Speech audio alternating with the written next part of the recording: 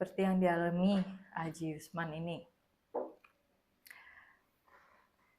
Apa yang membuat orang mengalami permasalahan yang bertubi-tubi di dalam hidup dan apa maknanya? Kalau yang gue rasa sih kalau tentang Aji ini, dia berasa sendirian sih, itu aja. Jangankan besar, kecil aja kalau berasa sendirian, ketika menghadapi persoalan berasa berat. Apalagi besar. Ya menurutku kalau di kasus Aji ini, atau di kasus siapapun yang mengalami hal seperti ini, penyebab pertamanya itu berasa sendirian.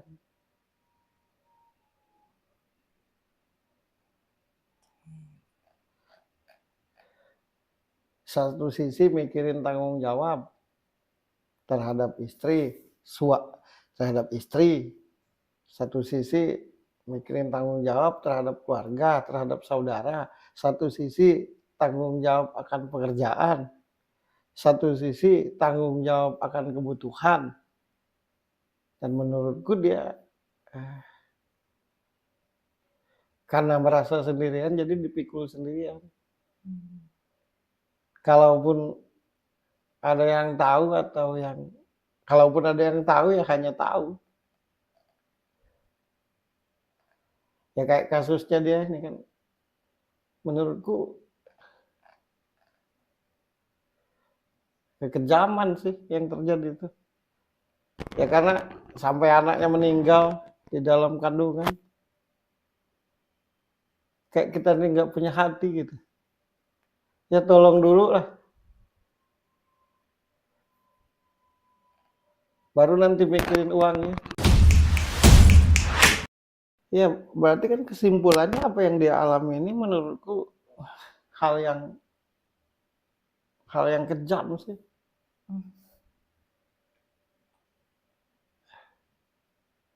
Pada akhirnya menunjukkan bahwa yang berkuasa itu duit.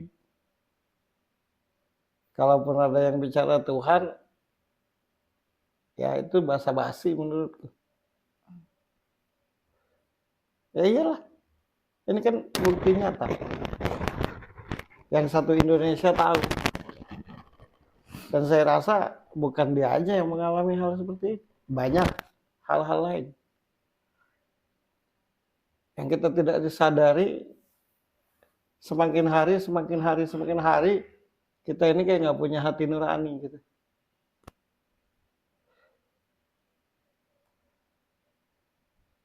Ya selamatkan aja dulu. Baru nanti mikirin duit. Kan nyawa itu. Anggap saja misalkan Ajinya nggak bagus orangnya. Atau bininya nggak bagus. Nanti dulu mikirin itu. Ini kan soal nyawa.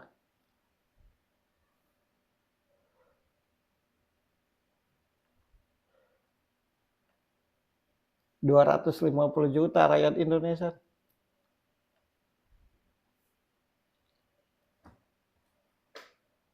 Gaji itu bukan sendirian di Indonesia. Berarti masih ada 249 juta rakyat Indonesia. Masa menyelamatkan satu orang aja bangkrut Indonesia nih?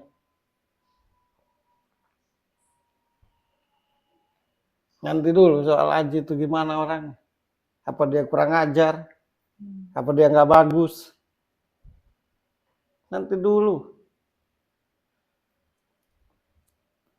Selamatkan dulu yang harus diselamatkan. Habis itu marahin Ajinya. Kalau memang salah. Tapi selamatkan dulu. Dan hal seperti ini sering terjadi. Itulah tadi intinya. Pada akhirnya duit yang berbicara. Pada akhirnya duit yang berkuasa. Basa-basi yang bicara ketuhanan. Basa-basi yang bicara kebaikan. Bicara kepedulian. Ini contoh nyata. Bahwa kita ini semakin hari bergeser. Akal hati nurani kita. Kalau dari sudut pandangku sih. Silakan aja kalau ada yang tersinggung. Memang begitu kenyataannya. Coba kalau yang dialami Aji, yang dialami bininya, keluarga kita yang ngalamin. Adik kita yang ngalamin, kakak kita yang ngalamin, saudara kita yang ngalamin. Lucu menurutku.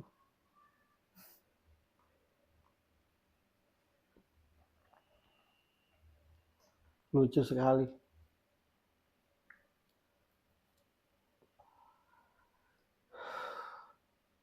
Ya, kalau bicara karakter Aji seperti itu. Ya mungkin dia terlihat songong. Bisa jadi dia terlihat nggak mau ditolong. Nanti dulu lah.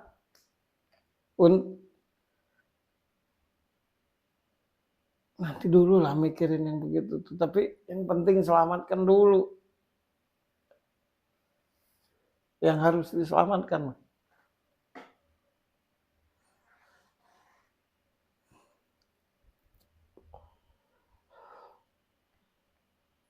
Aku tidak tertarik sebenarnya kalau mau bahas karakter Aji. Udah bosan baca karakter orang. Tapi yang mesti kubahas tuh, ya inilah yang terjadi saat ini di negara kita. Dan menurutku bukan dia aja yang mengalami begitu.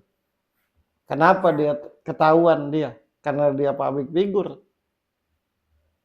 Ya, bagaimanapun dulu kan terkenal Ya iyalah. tahun awal 2000-an gitu. Nah, sekelas public figure saja seperti itu ngalamin. Apalagi orang biasa. Ya menurutku bicara kebaikan, bicara keadilan, kebijaksanaan, ketuhanan. Dominannya basa-basi.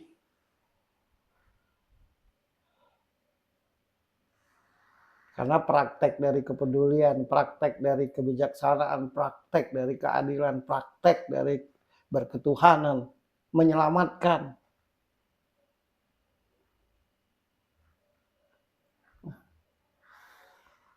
Kejam. ketika kondisi orang sekarang ini yang sedikit sekali saling peduli gitu. Buat yang sudah mendengar kisah hidup Aji Yusman atau yang mengalami permasalahan yang sama seperti Aji Yusman, pasti bertanya gitu, sebenarnya pertolongan itu akan datang ketika apa dan akan tersendat ketika apa. Ya pertolongan itu kalau menolong itu dengan tulus kapan aja di mana aja.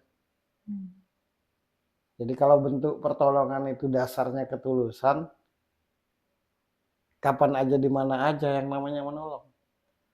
Tapi kalau menolong itu karena ada maunya, karena siapanya, ya pasti akan tersendat. Aku tukang es, aku ini nggak kerja, terus anakku sakit. Lo orang berduit, punya anak sakit, pasti lo dulu yang ditolong. Walaupun persoalanku lebih parah. Ya itu tadi intinya, pada akhirnya duit yang berkuasa. Hampir semua manusia bertuhan ke duit semua. Kalaupun ngomongin kebesaran Tuhan mah basa-basi.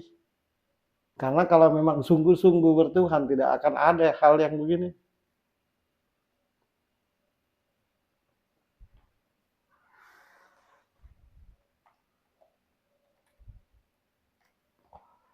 Jadi pertolongan itu akan terjadi kapan aja, di mana aja. Kalau dasar pertolongan itu ketulusan. Tapi kalau dasar pertolongan itu karena ada maunya, pasti melihat siapa dan akan tersendat.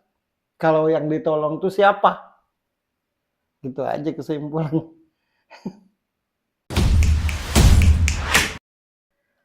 Ada kalimat tadi kan, sampai di titik dia tidak percaya Tuhan. Ya. Kenapa dia tidak percaya Tuhan pada akhirnya? Walau akhirnya sadar. Tapi apa dasar dia tidak percaya Tuhan? dia punya masalah banyak, tapi kayak nggak ada yang peduli. Akhirnya dia berkata dalam hati, ini kak orang-orang bertuhan tuh. Makanya kalau mau melihat orang itu benar-benar baik atau tidak, tunggu hidup kita melarat. Kalau kita lagi jaya semuanya baik, kita kentut aja bagus. Kalau berduit basa-basi semuanya tuh.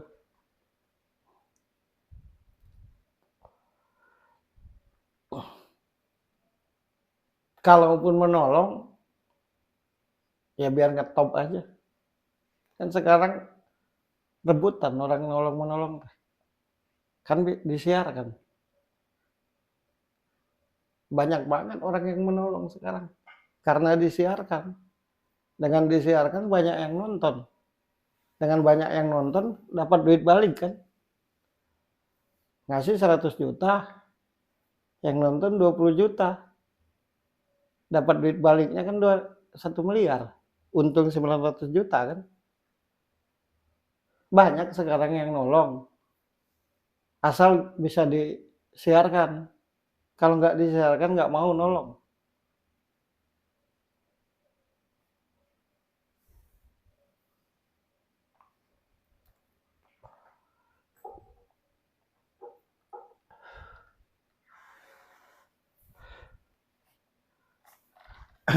Jadi intinya apa yang terjadi di diri Aji Usman ini cerminan mental kita saat ini. Prinsip menolong sekarang ini begini. Menolong 10.000 biar balik 100.000. Menolong 100.000 harapannya balik 1 juta. Nolong 1 juta harapannya balik 10 juta. Nolong 10 juta harapannya balik 100 juta. Nolong 100 juta balik 1 miliar. Kebohongan semua. Nanti dibawa atas nama kebaikan, atas nama sesama, biar orang percaya. Biar percaya lagi, dibawa Tuhan dan ayat-ayat agar tambah percaya. Berbuat baik kok dipamer-pamerin. Kalau bukan karena supaya dapat sesuatu, ya tolong aja. Nyawa itu tuh. Nyawa public figure pula. Walaupun udah jarang di TV.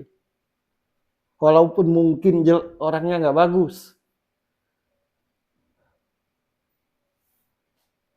Taruhlah Haji Usman nggak bagus orangnya. Anggap saja pribadinya nggak bagus. Anggap saja pribadinya sombong. Tapi ini nyawa loh. Bahkan tertunda dulu dalam perut. Dan udah meninggal. Apa yang mau kita bilang dengan Tuhan kelak? Itu wujud dari ibadah. Itu wujud dari bertuhan. Karena yang beribadah dan bertuhan pun atas namanya aja.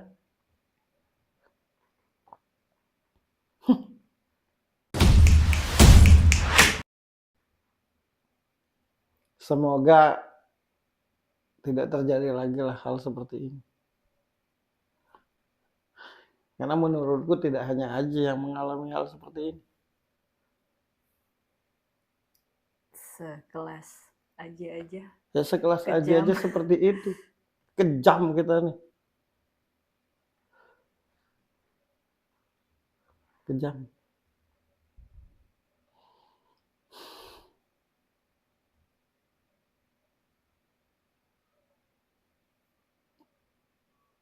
Dan apa yang terjadi saat ini, itulah yang dilihat dan didengar oleh anak-anak generasi baru yang akan datang.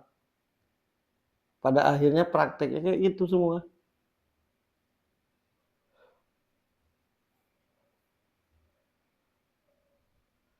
Nggak habis pikir tuh kalau nolong disiarin. Biar dapat Kalaupun tidak dapat keuntungan, tapi Ya paling tidak ngetop lah dengan menolong. Karena kan ngetop dengan talenta tuh malas. Mau belajar dulu kan kalau talenta tuh. panjang prosesnya. Rajin dulu Berpikir. berpikir.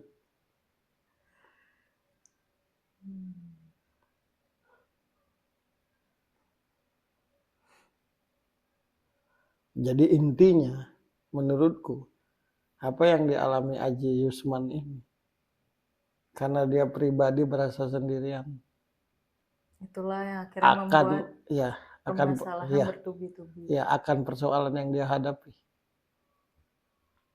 diakui atau tidak oleh dia.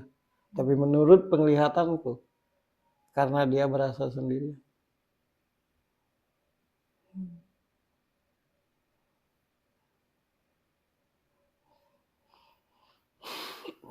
Celakanya lagi kita ini baik kepada yang menguntungkan, bukan baik kepada yang butuh. Menolong orang yang menguntungkan dominannya, bukan menolong yang membutuhkan. Aduh, dominannya kamu palsu semua, kebohongan semua. Ya enggak lah, aku tidak tahu Aji. Aku juga bukan saudaranya. Tapi menurutku, apa yang dia alami itu hal yang seharusnya tidak terjadi loh.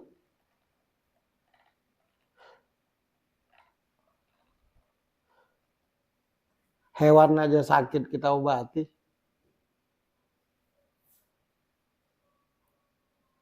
Apalagi manusia. Gimana sih?